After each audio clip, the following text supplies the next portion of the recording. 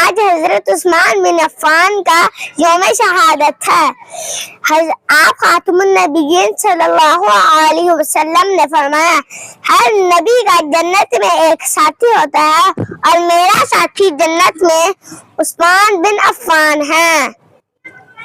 کون عثمان؟ جو ذوالنورین ہے، جو حافظ قرآن ہے، جو قرآن کو جمع کرنے والا ہے، جو شہید قرآن ہے۔ دوستو کل قیامت کا دن ہوگا، کسی کی شہادت کی گواہی بدر کا میدان دے گا، کسی کی شہادت کی گواہی احد کا میدان دے گا، کسی کی شہادت کی گواہی خندق کا میدان دے گا، کسی کی شہادت کی گواہی تبوک کا میدان دے گا۔